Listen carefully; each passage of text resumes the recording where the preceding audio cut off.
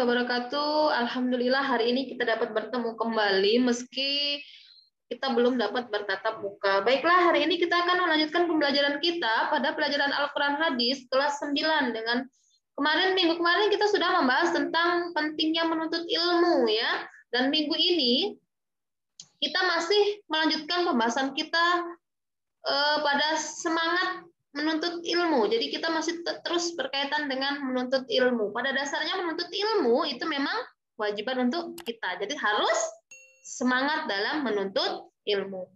Baiklah anak-anak, untuk memulai pembelajaran pada hari ini, marilah kita bersama-sama membacakan lafaz basmalah dengan harapan mudah-mudahan pembelajaran kita pada hari ini akan membawakan keberkahan untuk kita semua. Baiklah, bismillahirrahmanirrahim. Kita mulai pembelajaran kita pada hari ini ya. Nah, baiklah, pembelajaran kita hari ini adalah semangat menuntut ilmu ya, semangat menuntut ilmu. Tujuan pembelajaran kita pada hari ini setelah kita menyelesaikan pembelajaran kita, diharapkan kita dapat mengamalkan sikap pantang menyerah dalam meraih keberhasilan. Jadi harus selalu semangat dalam menuntut ilmu ya. Semangat dalam menuntut ilmu ya. Apalagi saat ini kita sedang mengalami pandemi satu dunia, bukan hanya kita. Jadi ini adalah ujian untuk kita. Apakah kita masih tetap semangat dalam belajar atau kita hanya malas-malesan, leha-leha di rumah, malas untuk belajar. Nah, jangan sampai kita terlena dalam keadaan ini. Jadi dalam keadaan dan situasi seperti ini kita juga harus masih tetap semangat belajarnya ya. Jangan males ya. Jangan dijadikan momen-momen atau kesempatan-kesempatan untuk tidak belajar, atau ada sebagian yang menjadikan ini sebagai kesempatan mumpung masa pandemi, mumpung tidak boleh sekolah jadi malas-malas di rumah. Nah, itu tidak boleh ya. Jadi kita harus tetap semangat belajarnya, semangat dalam menuntut ilmu ya, semangat dalam menuntut ilmu. Dimanapun kita berada, kita bisa belajar ya. Belajar tidak harus hanya di depan atau di dalam kelas. Dimanapun kita bisa belajar ya. Di rumah bisa belajar. Kalian di sawah misalnya bantu orang tua, tetap bisa belajar di sawah ya. Tetap bisa belajar dimanapun keadaan kita, dimanapun tempatnya, asalkan kita ada niat dan semangat. Nah, semangat menuntut ilmu, kita akan belajar bagaimana semangatnya menuntut ilmu dari kisah keempat Imam Mushaf Fikih ya.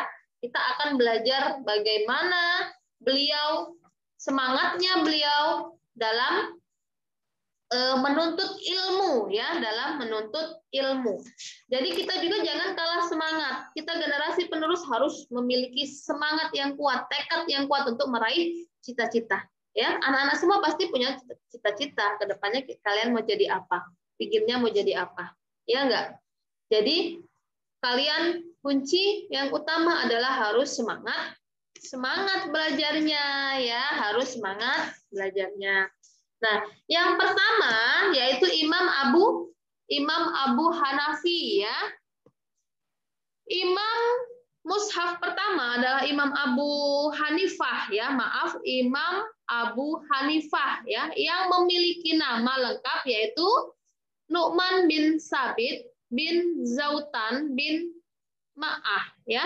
Tinggal di pusat pemerintahan dinasti Umayyah dan Abbasiyah, yakni di Kufah ya. Jadi tinggalnya di Kufah. Imam Abu Hanifah dilingkari oleh pengumpulan berbagai pemikiran, sekte keagamaan dan sirkulasi kekuasaan. Jadi kota Kufah adalah pusat berkembangnya ilmu bahasa Arab, ilmu hadis, nahwu, sejarah, sastra, dan ilmu fikih semenjak dijadikan sebagai ibu kota pemerintahan oleh Khalifah Ali bin Abi Thalib. Oleh Abu Hanifah, Kufah disebut sebagai kota ilmu, yaitu Madinatul Ilm ya. Jadi semangat menuntut ilmu Imam Abu Hanifah sangat tinggi hingga menjadi ahli fikih dan ilmu kalam. Beliau telah bergaul baik dengan beberapa sahabat Rasulullah SAW, berguru kepada lebih dari 93 orang tabi'in ya, dan jumlah guru yang menjadi tempat belajar oleh Imam Abu Hanifah mencapai 300 orang ya, mencapai 300 orang. Kegiatan bisnisnya terhenti karena kesibukannya dalam menuntut ilmu. Kesibukan beliau dalam mengajar dan berfatwa ya. Imam Abu Hanifah pernah mengatakan, barang siapa mempelajari ilmu demi harta duniawi, maka ia tidak akan memperoleh keberkahan dari ilmu itu sendiri. Dan justru membuat hatinya menjadi bodoh. Kenapa? Kenapa seperti itu ya? Dan barang siapa mempelajari ilmu karena Allah, maka amal perbuatannya akan diberkahi dan hatinya dicerdaskan, serta orang-orang yang dapat mengambil ilmu darinya akan memperoleh berkah juga. Nah, itu tadi kenapa kok orang-orang yang belajar hanya mementingkan duniawi, itu kalau menurut Imam Hanifah itu adalah bodoh. Jadi kita menuntut ilmu itu untuk mendapatkan ridho dari Allah. Kita mencari, mengejar ridho dari Allah Subhanahu wa taala. Ketika Allah meridai, yakin kita akan menjadi orang yang cerdas, orang yang pintar ya. Imam Abu Hanifah ini juga adalah orang yang sangat dermawan ya, berpenampilan menawan dan wangi ya, fasih dalam berbicara, berintonasi lembut, rendah hati, banyak diam, kuat nalar dan berargumentasinya ya, terpercaya dalam memegang amanah, sederhana dalam berbicara, berhati-hatian yang tinggi ya. Jadi tidak berkata jika tidak diminta dan selalu bersabar menghadapi hinaan dan cercaan oleh orang lain. Beliau meninggal pada usia 70 tahun, dimakamkan di perkebunan Khaizran ya. Nah, yang kedua yaitu Imam Malik. Imam mazhab kedua adalah Imam Malik ya, memiliki nama lengkap yaitu Malik bin Anas bin Abu Amir bin Amr bin Giman dan bin Hutsain bin Amr bin Haris. Imam Malik tinggal di Madinah hingga wafat pada tahun 179 Hijriah. Beliau sangat mencintai Madinah karena seperti bertetangga dengan Rasulullah kalau menurut Imam Malik ya. Rasa hormatnya kepada Rasulullah SAW membuat Imam Malik tidak pernah mengendarai tunggangan apapun saat di Madinah karena beliau merasa malu ketika tunggangan yang dinaiki menginjak bumi yang memuat jasad Rasulullah SAW. Lahir dari seorang ibu ya yang bernama Khaliyah bin Shuraik ya, ayahnya bernama Anas. Imam Malik memulai belajar menghafal Al-Quran dan hadis. Beliau dianugerahi daya ingat yang sangat kuat. Sebab kecerdasannya, Imam Malik mempelajari banyak ilmu dan memahami fikih dalam waktu yang singkat. Di usia 17 tahun, Imam Malik telah direkomendasikan oleh 70 orang guru, termasuk Robi'ah dan Az-Zuhri untuk menjadi pengajar. Bahkan guru-gurunya kemudian justru belajar kepadanya di Masjid Nabawi, Madinah, tempat Imam Malik meriwayatkan hadis, memberi fatwa, dan tempat beliau mengajar ya. Menurut Imam Malik itu ada 4 kriteria orang yang tidak pantas diambil ilmunya. Yang pertama yaitu orang yang bodoh. Yang kedua yaitu orang yang sering memperturutkan hawa nafsu dan berbuat maksiat. Yang ketiga yaitu orang yang sering berdusta dan menyeru kepada kesesatan. Keempat, orang yang tidak memahami isi kandungan dari apa yang diucapkan meski dia ahli ibadah ya. Imam Malik mampu menghafal semua yang didengarnya dan mampu menuliskan yang dihafalkan beliau. Beliau mampu menuliskannya. Akan tetapi beliau hanya akan menyampaikan ilmu yang dipandang memiliki kemaslahatan bagi manusia. Tidak semua disampaikan. Ya. Imam Malik wafat pada usia 90 tahun dan dimakamkan di Baqi ya.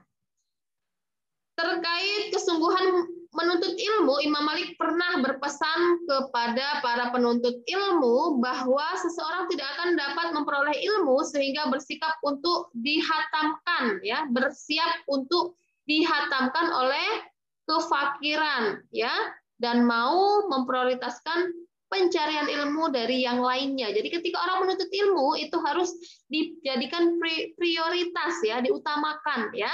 Artinya jika telah bersiap diri untuk menjadi pencinta ilmu, harus siap dari menjadi orang yang kaya, ya, kaya akan ilmu, ya, harus siap pergi dari kefakiran, harus siap menjadi fakir harta.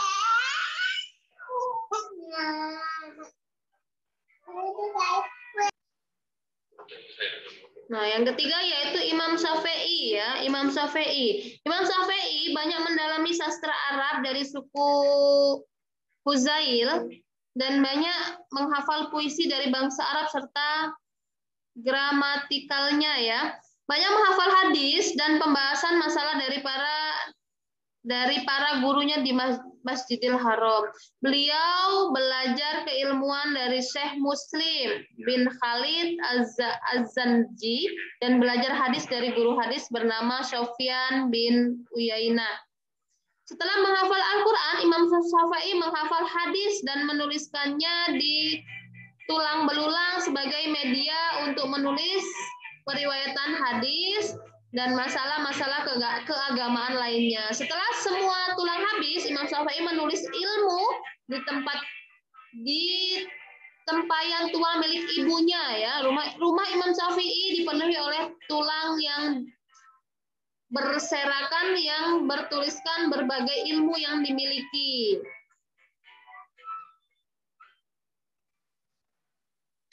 Imam Syafi'i berguru kepada Imam Malik saat berusia 13 tahun, mampu menghafal kitab Al-Muwatta dengan baik sehingga Imam Malik sangat mengagumi kemampuan dari Imam Syafi'i, ya.